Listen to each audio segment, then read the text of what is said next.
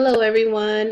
This is Module 16, the case study on parent apathy, Fort Hays University, and my name is Shirley Basil.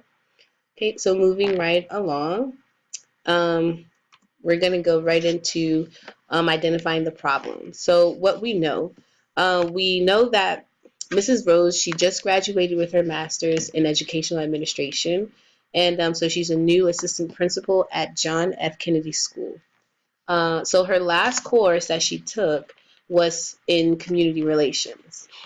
She noticed that in her new school there was a lack of parent and community involvement, and so she spoke to her principal about creating a relationship with the parents and the community.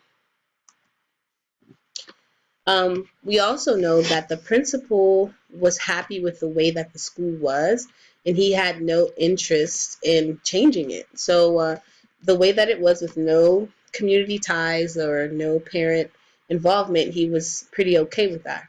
The principal said that he did try to solicit parent volunteers and parent groups at one point, and he got a lot of apathy and negativity. The principal also tried to have a relationship with the community, but based on a few phone calls, he concluded that the community didn't want to be bothered by the school and wanted to be left alone. I don't know how anybody could make that assumption based off of a few phone calls, but in this scenario, the principal, that's what he did. Okay. We also know that Mrs. Rose, she approached the principal at a later date, and the principal was then receptive to her ideas. But he did mention that he didn't want an official committee like a PTO or PTA, but rather something simple like a parent advisory group. Um, so the school sent home a letter via the students to the parents to invite them to a meeting. On the day of the meeting, only 8 parents showed up, and the principal wanted to cancel. Okay, what we need to know, um, where were the parents actually informed of this meeting? I know that sometimes, when we send letters home, if this is like an upper, like a secondary school, I highly doubt that the parents actually got that letter. Many times students, they just throw it away, or it gets lost, or they forget about it. So that's one of the things I feel like we really should know. What other means of communication is the school using? Is the newsletter the only form of communication that they are using to communicate with these parents? Um, is this an elementary school, a secondary school, or a K-8 school? What type of school is this? I feel like that's valid. That's a valid point to know, because then we'll know how really to get across to the parents. Um, how many students are at the school? Is it a big school? Is it a small school? Is it like a very small, intimate private school? Or is it like a large high school with 1,200 students? Um, and I feel like we really would need to know demographics, just so we can know what is the community made up of? What is the education level of these people? What's the culture of these people? What's their background?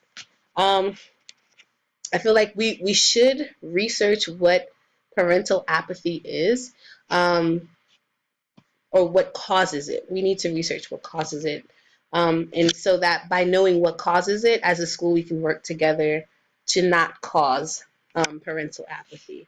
Um, what are other schools in the district doing to involve parents in their communities? What's going on around us that we need to take a moment to kind of get a visual, and maybe even use whatever it is that they're using, if they are similar in demographics, similar in school level. So if it's elementary school to elementary school, what exactly are these? It's what exactly is the school doing that we can benefit from? Okay. Um, what are the parents thinking about the push for their involvement? How do they feel about the school wanting them to be involved? What has the principal done in the past to solicit parents? Um, Maybe there may be a couple of errors in how he's trying to reach across to the parents. What exactly did he do? What is the policies in the district saying in regards to community relations? Um, how far is John F. Kennedy School willing to go to push for their community and parent relation? So, are they willing to go as far as making sure that they try to get every parent's number so that they can send out text messages, a mass text message when there is something so important like this going on at the school? How far are they willing to go? Are they willing to physically go door to door to talk to parents and encourage them to be a part of the school? I know that here in Haiti, that's kind of some of the stuff that we have to do, because parents here, they don't have cell phones. In the States, it's customary for everyone to have a cell phone, an email that they check regularly. But here, these parents, they don't have that stuff. And even if they did, without electricity 24/7, how do you charge it up from time to time for you to even read an email if you were getting them, or read a text message if you were getting them? Um, so going door to door to let them know what's going on and really explaining things to them is something that we do here. Okay, so identify the problem. The problem is that the parents in the community are not involved with the school, and the principal is okay with the way things are. The principal seems to be opposed to change, somewhat like what I'm going through. So this case study kind of hits home. We're kind of going through that now, although our head of school is trying to open up a bit about community relations. Okay, so the plan of action. Survey, talk to the students, the parents, staff, and other school stakeholders on their thoughts and suggestions that can influence future goals and relations with the school to create the school environment we want.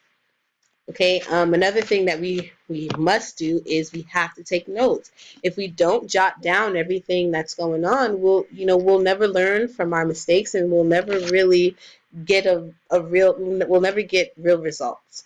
Um, Work with the 8 parents that attended the meeting and get a committee going. I feel like 8 parents, I think that's a good number. I think that that's a really good way to start.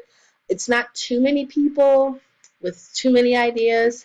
It's 8 people that can really, I'm assuming, since they want to be a part of this, that can really give some awesome ideas on how we can get more involved in the community, what we need to do for our school, how do we raise money for our school.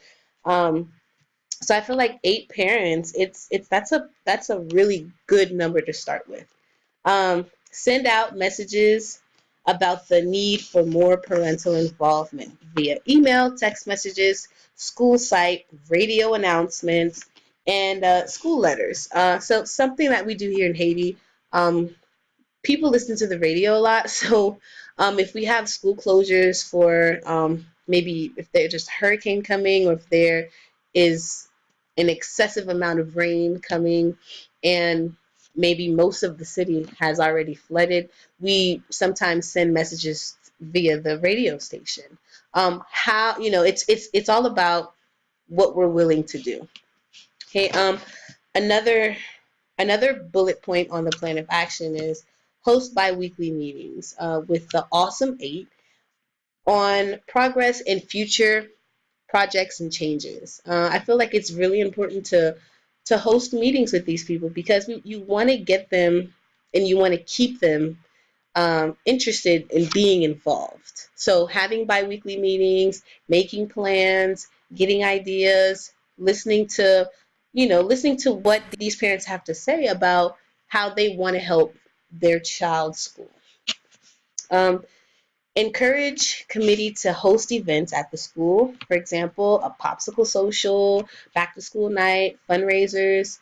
Those are all great ideas. Popsicle socials, I'm really fond of them, because popsicles they're fairly cheap. That's something that the school should be able to afford within their budget. And it's just a great way to kind of socialize with the people that are in your community, with the students that your children go to school with, and with the people that are in charge of the school that your children go to school. So it's kind of, I feel like that's kind of the the goal here, is to kind of encourage these people to really think about different events that will get people to come. And of course, we really need to study the demographics. Okay. We should meet with other schools to learn about what they're doing to increase community relations.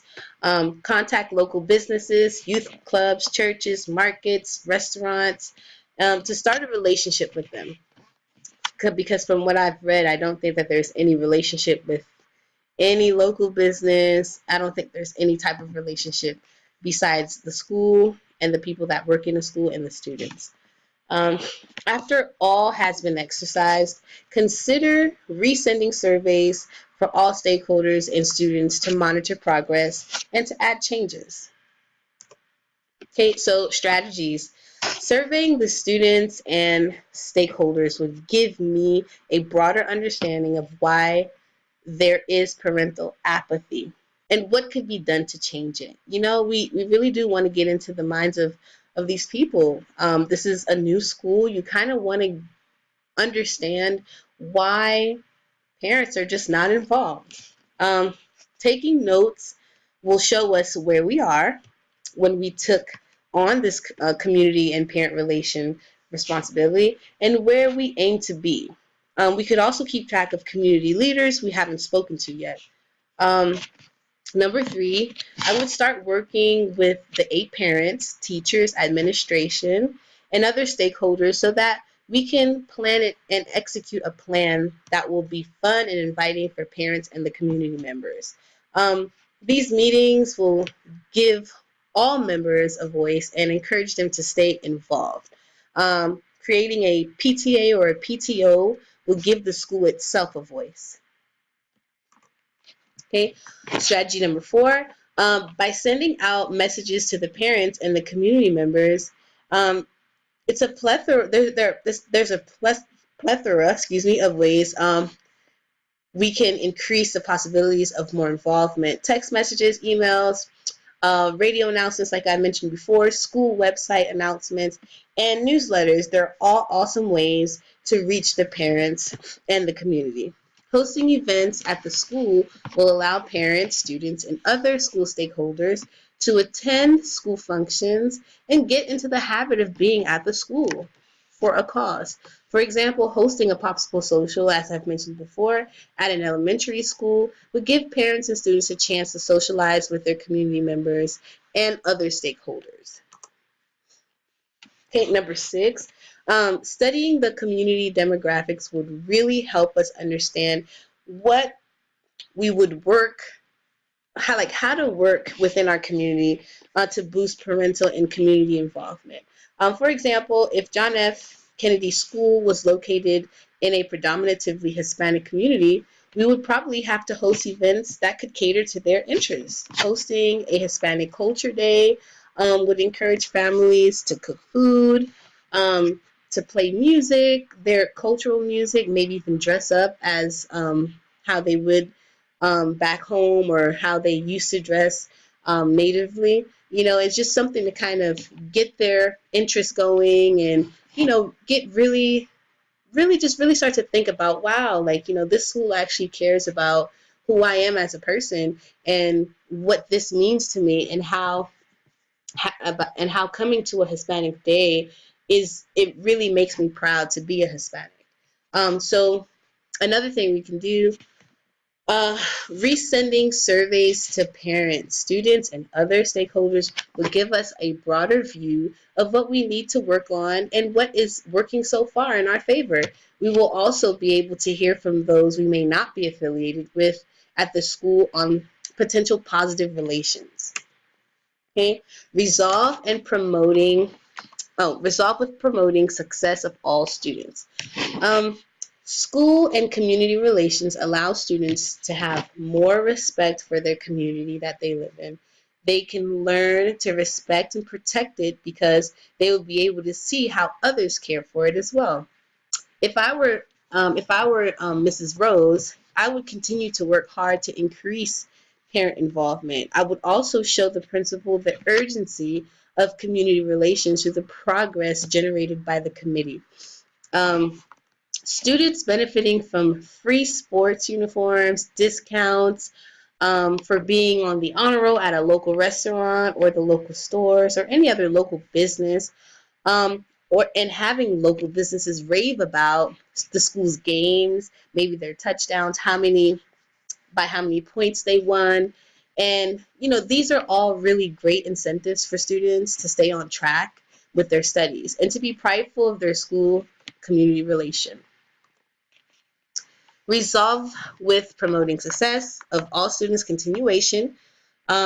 Serving as a model school with the community would help other schools in a district that may suffer with parental apathy themselves. We would be able to help them grow and somewhat have the same effective results that we have. Okay, so debrief, part A. So thinking. There's a lot to change at this school. I'm assuming that based upon what how the principal has handled community relations, that there are a lot of things that may need to change, but of course the community and parent involvement aspect really has to change. Um, because the principal does not want to change, it could be very difficult for everyone to stay on board. So because the principal does not really feel like we really need um, that community relation, other people, other teachers, they may not even feel the need to be bothered by it if the principal himself is not really willing to do it. Um, how the students would greatly benefit from this. Um, I'm just thinking about how the kids at the school could really benefit from having this community relation. Again, this kind of hits home because here at the school that I'm currently working at, that's one of the things that I'm trying to push for every single day, and that's community relations with the parents and just the local businesses and whatnot. Because the kids, it's just something about not having a relationship that kind of plays in the kids' mind that they don't have to respect it, they don't care about it, and that really bothers me. And so I'm just thinking about how the kids would really benefit from this because I know that my students would benefit from this. How they can care about their environment, they can take care of it, they can be more involved themselves in return, and I think that that's just a great thing. What does the superintendent of the district feel about the principal's choice, right? So how does when the superintendent comes around and he doesn't see any type of parent committee, what's he thinking? Okay, feeling. Um, I feel upset with the principal's apathy. I really do. And I think I feel upset because I'm somewhat in the same situation and I could really relate to it. And it's really, really, really, it's really aggravating when you know the possibilities and you know the positivity that will come out of having this school community relationship. I'm grateful for the chance to help make a change. Maybe this would be a perfect way for me to come in and really, you know, engrave my name in the school's Hall of Fame to create this relation between the school and the community. Overwhelmed with the additional responsibility, of course, with being a new assistant principal, that comes with a lot of responsibility. And now to have to add on this responsibility, I feel like it is overwhelming. Frustrated that the parents they don't understand how important it is for them to be involved in their children's school. They just that it just frustrates me because studies have shown that parents that are involved in the schools that are involved in the community, the success rate of the students itself it's always great. Um, so it's just very frustrating. I think I feel like the 8 parents is a really good start, as I've mentioned before. Um, Valuing Mrs. Rose. Um, I'm valuing her want for more parent and community involvement and her push for change. And I also value the 8 parents that showed up to the meeting, regardless of how many other people or how many other students' parents that may have decided not to show up. Okay, unresolved issues, part B. The principal's apathy. Although the principal was okay with the attempt to meet with the parents, he quickly went back to his apathetic ways because there were only 8 parents present. And I feel like 8 parents that should be something that should scare him back into his ways. Um, Another unresolved issue is that the district's plan to improve policies for parent involvement. What are what what are the plans, and why isn't it in place, and why isn't it mandatory for schools in this district to have this community school relation? Um, will the principal continue to support Mrs. Rose's attempt for more involvement, even if there were only 8 parents? Um, are the parents actually receiving the messages from the school? Again, that's another unresolved issue because we don't really know whether or not the message for parental involvement got to the parents. Um, will the community members help in promoting and supporting the school? Okay, reflections on standard 7. So, as a school leader, I attended all meetings with parents, the committee members, and other stakeholders to hear about what concerns them and the students. I'm willing to walk side by side with the school to promote other committees that will aid in our students' well-being and future progress. Involving the community members can offer parents and students additional support and opportunities. Okay? As a school leader, I will promote personal well-being by being mindful of the demographics and culture of my school's community. Encourage the students to be an active voice. One example would be to see or hear about what they would like to see happen in their school. Uh, Listen to the parents and note the changes that would need to take place. The parents, their voice really does matter in a school. So, for example, by hearing if a parent would like to have teachers post homework on the website, then that way they can keep up with their with their child's work and to make sure that their child is actually completing their assignments. That itself, having that suggestion, that's something that's really doable. We can do it. So I feel like their voice really needs to be heard. Create relationships with students, staff, parents, and other stakeholders. Okay. Um, as a school leader, and this is component 3, as a school leader, I can promote engagement for families and other stakeholders in the community by facilitating events open to parents and community members. For example, we could host a back to school night where we invite parents and community members to come out and learn about the school's goals for the students and the community. Re-inviting the initial 8 parents back to the school serves as another example because we'll be able to create a PTA or a PTO committee that will meet regularly for the benefits of finding more parental aid and creating a school community relation. Okay, and that's it. Thank you so much for watching.